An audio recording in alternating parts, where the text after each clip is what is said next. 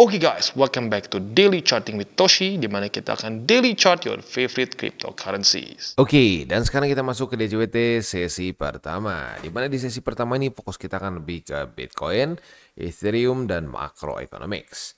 Seperti kita bisa di sini dalam 24 jam terakhir terjadi peningkatan 0,9% ya, dengan total market cap mencapai di 2,68 triliun US dollars.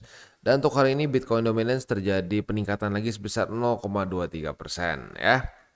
Nah, untuk BTC kemarin ya dia sebenarnya nggak bisa dibilang ya cenderung ke reject ya oleh 82.525 ya, tapi hari ini mulai rally lagi.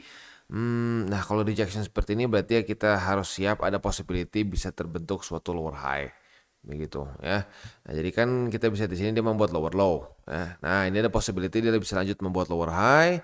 Kalau lower high ya cenderung akan mengundang lower low lagi gitu. Jadi mungkin yang penting adalah resisten di angka 84.000 dan juga EMA20. Kita lihat apa tembus atau enggak. Nah selama dia nggak tembus ya possibility-nya adalah lower high and then bisa lanjut lagi lower low begitu ya. Nah kita sudah sering bahas ya untuk di weekly sendiri sih ya minimal 80.700 itu paling minimal dan historically speaking selalu kena begitu. Jadi weekly close yang jebol dari BSB itu ujung-ujungnya selalu kena lagi gitu dan lebih rendah minimal dengan bentuk wick lah begitu kayak di sini nih ya. Nah, itu paling minimal. Tapi kita harus siap juga possibility weekly close lebih rendah lagi dibandingkan dengan 80.700 begitu ya. Dan ya kalau ngomongin soal 2024 ya di tahun kemarin ya ada possibility kita ya retest juga kayak 50 ya seperti yang terjadi di sini ya. 2 kali retest untungnya kuat sebagai support lanjut lagi begitu ya. Udah itu aja sih ya, dan mungkin kalau selain dari itu yang 50 mungkin juga bisa nge-wick sampai ke 73.000 karena pernah kejadian di 2017 ya, dimana basically di tahun sebelumnya atau di 2016-nya itu dia membuat satu high ya atau higher high di sini, begitu koreksi lumayan dalam sampai 40% and then di tahun selanjutnya ada koreksi lagi nih ya. Di Januari 2017 ada koreksi lagi. Nah, dia retest ke struktur sebelumnya yang terjadi di 2016. Nah, itu ada kemungkinan bisa seperti itu. Nah, itu maybe that's one of the worst case-nya lah begitu. Tapi intinya menurut gua kuncinya tetap di daerah EMA50 dan juga struktur di 73.000. Udah, itu aja ya. Nah, sama lu siap bisa kena daerah-daerah situ ya udah harusnya sih nggak stres gitu ya. Intinya apa? Persiapkanlah skenario terburuk gitu. Ya, jadi kalau sampai kejadian yang lebih baik ya mungkin akan lebih tenang begitu ya. Udah sih itu aja ya.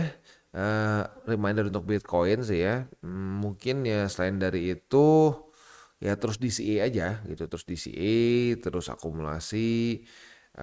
Ya main scenario TCI tetap masih sama yaitu kuartal 4 2025 ini untuk sampai menjadi blow off top begitu. Jadi menurut gue pribadi masih ada possibility dan bukan cuma possibility ya, punya data yang cukup kuat juga menunjukkan bahwa ya kita akan naik lagi at some point begitu ya. Seperti di cycle-cycle sebelumnya. Karena gini, kalau ngomongin soal banyak yang takut gitu ya, wah hancur nih ya apa namanya statistik di cycle ini hancur nggak kayak sebelum-sebelumnya. Itu juga banyak orang yang ngomong seperti itu di masa-masa ini nih ya. Waktu Mei terus dia turun lagi. Ini lu lihat sendiri berapa minggu ya. Ini berapa minggu Bitcoin basically udah terus aja ngapung-ngapung gitu nggak jelas mau ngapain ya dan makin membuat lower low, lower low, lower low. Nah, di sini banyak yang nyerah nih ya, banyak orang-orang yang ya ini bukan teori bukan teori baru bukan teori baru ya, teori cycle tuh itu teori yang sudah lama. Nah, tapi di masa-masa ini banyak yang udah nyerah gitu, udah hancur ya. Nah, tapi pada faktanya akhirnya kembali lagi ke atas dan tetap di kuartal 4 begitu. So udah main scenario kita adalah kuartal 4. Nah, tapi handbrake kita, safety belt kita adalah EMA50. Kalau sampai ada 2 weekly close dan open di bawah dari EMA50, oke di sini nih, dengan jebol nih, jebol 2 weekly close dan open di bawah, nah udah kita tutup aja deh, gitu. Jadi walaupun ini statistik yang 100% ya, belum pernah sekalipun Bitcoin nggak di kuartal 4, tapi di TCI kita tetap pakai lagi data lain sebagai safety belt kita. Harusnya udah komplit lah ya, udah komplit. Nah cuman ya di TCI kita tidak akan mengcater ke orang-orang yang pengen cepet kaya, ya nggak bisa. Karena menurut kita cepet kaya di market akan cepet miskin juga di market. Gitu semua tuh ada timbal baliknya, nggak bisa cuma pengen cepet kaya gitu. Lu pengen semua porto lu naik 100x gitu ya, harus siap jadi nol juga gitu. Nah kalau di TCI kita nggak cocok sama yang seperti itu. Udah gitu aja ya. Kadang-kadang kan ada orang yang masih pengen memaksakan, wah wah gue pengennya yang cepet naiknya ya. Ya nggak bisa. Kalau pengen cepet naiknya harus siap juga cepet turun. Begitu ya. Oke, beres untuk Bitcoin sih overall ya. Next kita masuk dulu ke DXY. Untuk DXY atau indeks dolar kondisinya itu kemarin menguat ya. Nah, kemarin dia menguat mulai reclaim 104,155 ya. Nah, tinggal kita lihat aja apakah dia akan lanjut lagi turun atau jangan-jangan mulai membuat suatu higher high lagi. We'll see ya. Tapi ya selama ini sih strukturnya masih cenderung bearish gitu. Next, Bitcoin dominance. Untuk Bitcoin dominance kita bisa lihat di sini kemarin atau lebih tepatnya jam 7 pagi tadi Bitcoin berhasil daily close lebih tinggi dibandingkan di sini ya. Artinya sudah terbentuk suatu higher high ya. Ya jadi ya gue harap sih buat orang yang kebanyakan altcoin sekarang nggak terlalu stres ya karena ya kita sudah ngomong dari kapan selama QT masih terus berlanjut, balance sheet masih terus turun, janganlah kita berharap kita akan dapat altcoin season seperti di 2021 begitu ya. Kita udah bahas dari 2024 kok ya, dan ya dengan cukup nekat dulu bahas waktu masa-masa mau halving dan ya banyak dibacotin dulu gitu ya. Ah bacot loh siapa yang tahu ya. Lihat aja altcoin season bakal terjadi terus ya. Sekarang dan gak kejadian-kejadian. Nah, apa patternnya? Patternnya simple. QT masih terus berjalan. Selama QT masih terus berjalan, ya kita ngarep aja gitu dapat altcoin season kalau kayak gitu caranya. Gitu. Karena lu bisa lihat sendiri cuma ada dua situasi di mana terjadi altcoin season antara QE ya, seperti di sini nih ya. Dari 2019 sampai ya arguably sampai sini sampai 2022 ya. Atau ya minimal nggak QT, minimal dia ya nggak diapa-apain, netral lah gitu ya. Kayak apa kayak detak jantung tuh, naik turun ya. Tapi selama dia masih terus turun, masa-masa QT seperti di sini, kita nggak punya data ya, kita nggak punya data yang menunjukkan bahwa kita akan masuk ke altcoin season. Nih, setiap dia turun ya melemah seperti ini, masuknya ke ini kok, BTC duitnya semua. Begitu. Ya, jadi ya kenapa banyak yang berharap ini turun dan masuk kayak masa-masa kayak di sini gitu, masa-masa kayak QE, ya nggak bisa. Itu cuma berharap-harap aja begitu ya. Dan ya kalau gue sih nggak terlalu suka berharap-harap aja, gue lebih prefer yang ada datanya begitu ya. Next kita geser ke news. Untuk news ini datang dari US di mana Larry Fink yaitu CEO dari BlackRock menyatakan bahwa ya bahkan dia mengkonfirm bahwa Bitcoin ini bisa mereplace US dollars as a global currency gitu menurut dia. Kenapa? Karena ya ini apa namanya hutang US begitu ya. Ya utang ya. Kalau ngomongin utang ya memang ya ini udah jadi concern cukup lama sih ya US ini ya. Banyak orang yang bilang katanya yang membuat US dollar tetap berharga adalah ya karena nuklir US dan apa namanya the might of their apa namanya of their military begitu ya. Maybe sih ya. Tapi ya ini sampai si Larry Fink aja menyatakan hal ini di mana Bitcoin bisa mereplace ya US dollar as a global currency. Tapi menurut gua kalau sampai itu terjadi belum dalam waktu-waktu dekat sih. Ya kenapa? Karena ya masih ada terjadi volatility yang cukup besar di cryptocurrency market gitu ya. Ya kalau cuma jadi alternatif di sini mungkin lah, tapi kalau ngomongin akan 100% mengganti menurut gua enggak lah ya. Sulit. Kalau sampai benar-benar terjadi prediksi dia mungkin nanti saat Bitcoin sudah boring gitu di mana mungkin harganya akan seperti emas begitu loh. Nah cuman gini loh ya mungkin kalau orang mikir oh kenapa nggak emas aja ya dulu emas adalah currency begitu ya. Nah, tapi ya udahnya makin banyak orang-orang yang ya bukan orang-orang sih lebih tepatnya negara-negara yang membuat fiat ujung-ujungnya ya. Kenapa? Karena mereka bisa dengan seenak jidat ya meningkatkan mengurangi supply dari fiat begitu ya. Yang mereka merasa mereka bisa mengkontrol tapi pada faktanya ya fiat ujung-ujung dari masa ke masa itu berantakan lagi gitu. Lu bisa research sendiri ya mengenai uang fiat. Ada nggak yang bertahan lama sekali? Enggak, ujung-ujungnya semua fiat itu mati lagi atau minimal sampai ke titik tertentu yang lemah gitu. Dan banyak orang nggak sadar ya, oh enak aja fiat kan udah lama, oh, rupiah sudah lama, dolar sudah lama. Iya dari tahun 71 sebenarnya benar-benar terpisah dari standar emas kan.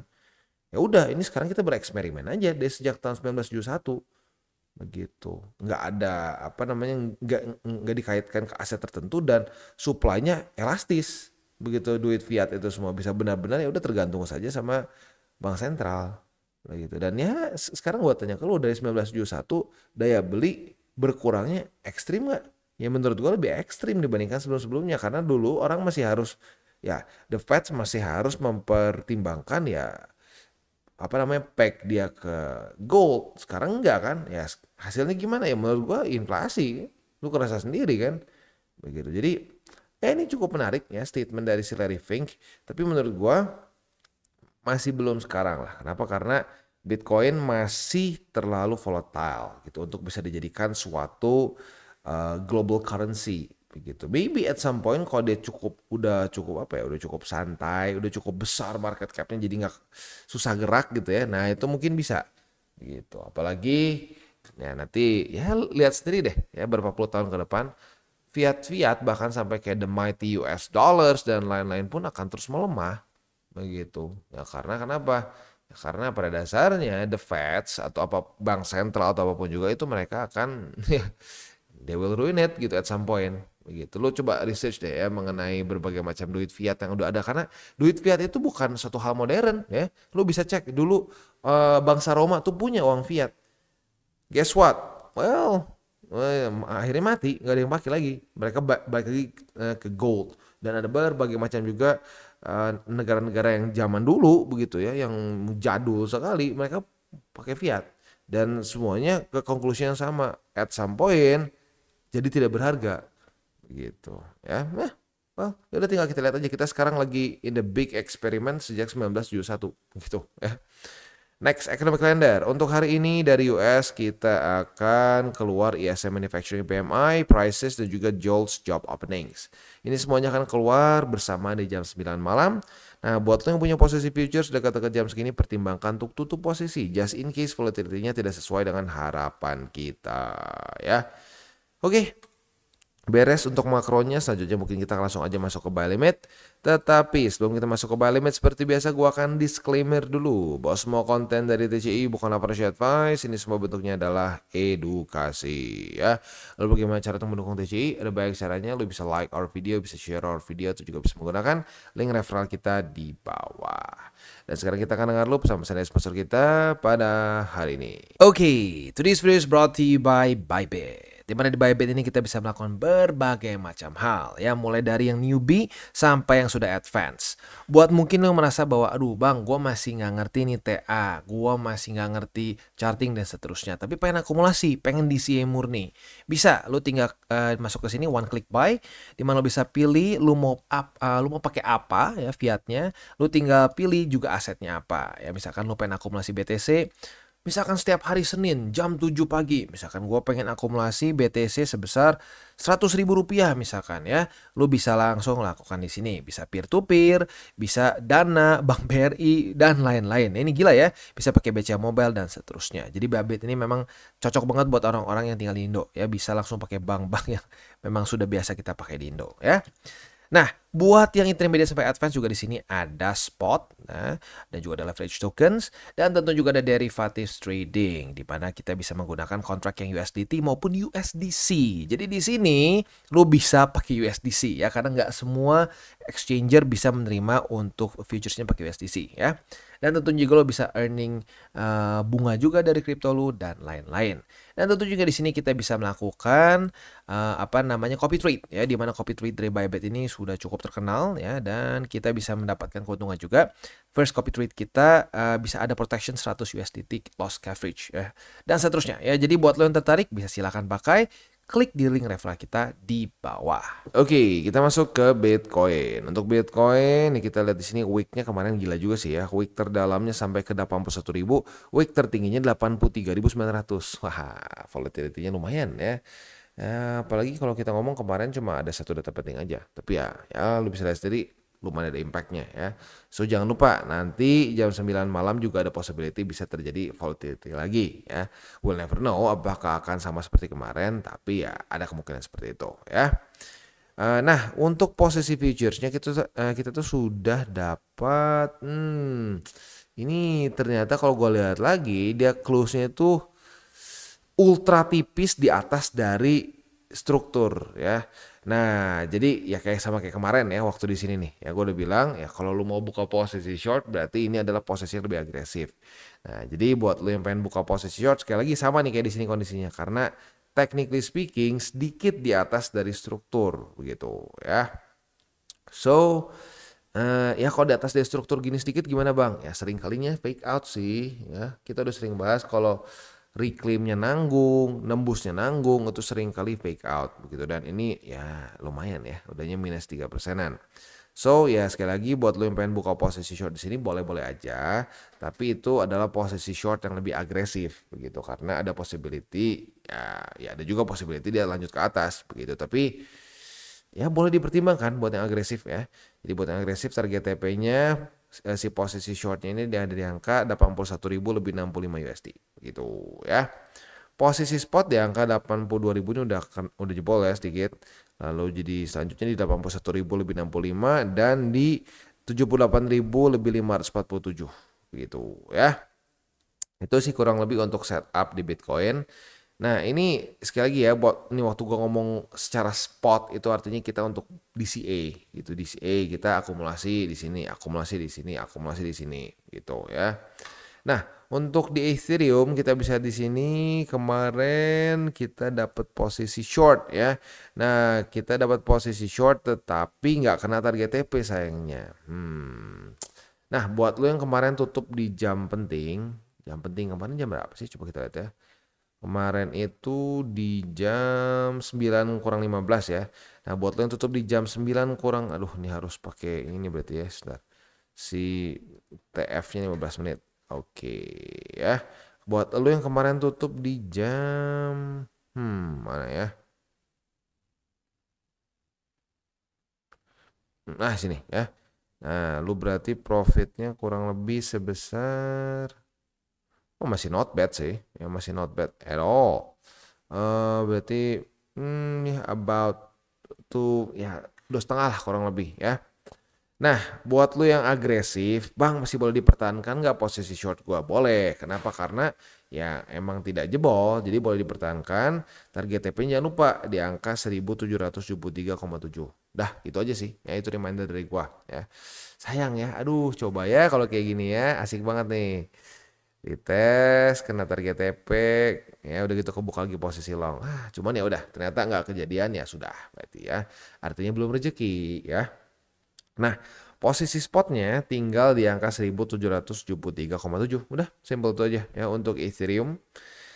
Selanjutnya sebelum kita tutup DCWT sesi pertama ini ya gue mungkin akan sedikit mengingatkan lagi ya untuk para newbies untuk terus konsisten di CA begitu bang.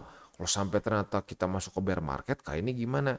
Ya kalau buat gue ya udah, kalau gue sih siap sampai tutup posisi kalau sampai kayak begitu ya.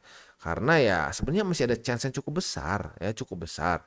Karena ya kita udah ngomong ya, historically speaking itu Bitcoin selalu cycle topnya itu ya setahun lah kasarnya, setahun setelah halving gitu atau lebih tepatnya tahun setelah halving kuartal 4 lah ya. Terjadi di sini, terjadi di sini. Basically setiap kali halving BTC itu selalu seperti itu. Gitu, ya. Jadi ya udah kalau gue sih main scenario seperti itu, ya. Dan ya cara untuk bisa terus profitable tanpa stres adalah yaitu DCA pakai 3 golden rules. Jangan pegang panas, jangan leverage, berpikirlah jangka panjang. Begitu, ya. Sama menggunakan 3 golden rules itu dan lu terus DCA, ya udah lu secara resiko terbatas kok gitu loh ya. Jelek-jeleknya apa sih berarti ya, jelek-jeleknya jebol MA50 ya, 2 kali weekly close di bawah tutup posisinya, ya udah rugi sedikit gitu kan, ketaker gitu loh, ketaker. Nah sementara ya banyak orang yang masuk ke market nggak punya takerannya ya, kita stopnya sampai kayak gimana. Nah di sini udah jelas takerannya apa. Nah selama nggak kena ya sudah, posisi terus di CA aja, at least that's me Nah, kalau lu ngerasa bahwa nggak nyaman ya silakan boleh tutup posisi. Tapi kalau gue pribadi, gue lebih gini loh, semua yang gue lakukan di market itu berdasarkan fakta data statistik. Gitu. Nah, selama fakta data statistiknya MA50 nggak jebol, tidak terjadi 2 weekly close di bawah dari MA50, ya udah, kalau gue tetap DCA. Gitu. Kadang-kadang gue lihat tiap hari ada aja pertanyaan seperti itu. Bang, gimana ya bang, lanjut beli lagi nggak ya? Takut masuk bear market. Intinya gitulah kalau gue paraphrasing ya. Ya gue balik lagi tanya ke lu. Gitu. Nah, lu siap nggak? Ya kalau gue sih siap dengan resiko kalau sampai dia jebol dari MA50, terus untuk pertama kalinya sepanjang masa nggak di kuartal 4. Begitu. Itu resiko terburuknya kan? Ya dong. Ya kan kita cari aja nih resiko terburuknya apa? Pecah statistik 2 kali ya jebol dari MA50 dan 2 kali weekly close di bawah dari situ. Ya udah kalau gue sih tutup semua posisi. Begitu. Nah, gue siap dengan resiko itu. Lu siap nggak? Siap bang, cuma segitu mah kuat lah ya. Kuat cuma segitu mah bang, cuma turun dikit lagi kan. Ya udah kalau lu siap dengan resikonya, tinggal DCA gitu. Tapi ada beberapa orang yang nggak siap dengan resiko itu gitu ya. Nah kalau lo nggak siap dengan resiko itu, ya udah tutup semua posisi dari sekarang. Udah jangan distresin, tunggu aja cycle selanjutnya begitu ya. Nah kan, tapi gue ngerti sih kan, emang kadang-kadang orang tuh pengen solusinya tuh yang serba enak begitu ya. Jadi bang ya gue pengennya tetap ini bang, tetap ada potensi profit nih. Cuman sekarang apa tutup dulu gitu ya. Tutup dulu, udah gitu nanti kalau sampai dia ke angka 76.000, ke 73.000, terus ada juga yang ngomong 50.000, 60.000 baru gue beli lagi. Ya sekarang apa jaminannya bakal ke situ dan bangkit lagi? Nggak ada jaminannya. Gitu, nggak ada statistiknya. Nah statistiknya yang kita punya sekarang ini. Ya udah kalau gue sih itu aja, gue pegang apa yang statistik yang ada di market. Begitu. Kita nggak bisa terlalu kita nggak bisa terlalu request lah, pengennya begini, pengennya begitu. Ya ini kita bukan custom job di sini gitu ya. Kita ya ngelihat apa yang sudah diberikan sama market. Nah, market memberikan ini statistiknya gitu. Ya udah, kita pakai apa yang kita punya. Begitu ya. Nah, tapi gini, gue harus ingatkan lagi, jangan sampai banyak ketipu dengan orang-orang yang merasa ya atau gini lah. Jangan sampai ketipu sama para dukun yang mengklaim mereka tahu akan begini begitu. Yang lu lihat sendiri kan para dukun ancur-ancuran kan ya, terutama cycle ini lebih ancur dibandingkan dengan tahun kemarin. Bukan tahun kemarin tapi cycle kemarin. Cycle kemarin lebih predictable lah. Cycle ini makronya lebih ya roller coaster. Nah ya udah, matilah itu para dukun. Begitu. Kenapa? Karena nggak punya fakta data statistik gitu loh ya. Jadi ya itu aja mungkin reminder gua. Ya, jadi mungkin lebih realistik sama skenario lu gitu ya. Yang ada-ada aja di market, yang ada statistiknya. Jangan cari-cari yang aneh-aneh gitu. Yang kedua adalah ya jangan sampai kemakan lagi para dukun. Ya kalau gua rasa sih yang udah lumayan beli TCI udah nggak mau lagi lah, udah malas banget sama dukun ya. Kalau gua perhatiin member-member TCI, orang-orang lama di TCI udah malas begitu ya. Nah tapi untuk yang para newbies ya kalau gue perhatiin masih banyak nih yang kayaknya bisa kemakan lagi sama dukun nih, yang masih baru-baru gitu ya, karena makin banyak orang-orang baru begitu ya. Ya itu aja, jangan sampai mau gitu ya. Para senior lu di TCI udah banyak yang kapok, nah jangan lu kena juga gitu ya. Oke, kita tutup lagi dengan 3 golden rules. Tadi gue udah sempat ngomong juga sih ya. Jadi 3 golden rules itu jangan pakai uang panas, jangan over leverage, berpikirlah jangka panjang. Terdengar simpel tapi banyak yang nggak bisa lakuin gitu ya, karena ya mentalitasnya mungkin judi gitu ya. Dan ya terakhir kita tutup juga dengan saham tabur tuai. Apa yang lo tabur akan lo tuai, jadi taburlah sebanyak mungkin hal baik. Oke guys, jadi itu adalah akhir dari segmen DCWT kita pada hari ini. Dan jangan lupa bagi kalian yang merasakan manfaat dari segmen ini, jangan lupa untuk share ke teman-teman kalian. Dan apabila lu pengen mensupport channel kita, ya TCI, jangan lupa untuk menggunakan link referral kita di bawah. Nggak wajib ya, tetapi apabila lu menggunakan link referral kita di bawah, ada macam-macam ya, dari Bybit, Huobi, Maxi, toko kripto, dan banyak lagi ya. Ya, walaupun nggak wajib, tapi kalau menggunakan link referral kita, lu secara langsung membantu perkembangan dari TCI. Dan satu lagi, jangan lupa juga untuk join Telegram group kita, di mana kita bisa ngobrol-ngobrol santai mengenai dunia cryptocurrency secara 2 arah. So, jangan lupa untuk like, subscribe, click the bell icon, and see you on the next video.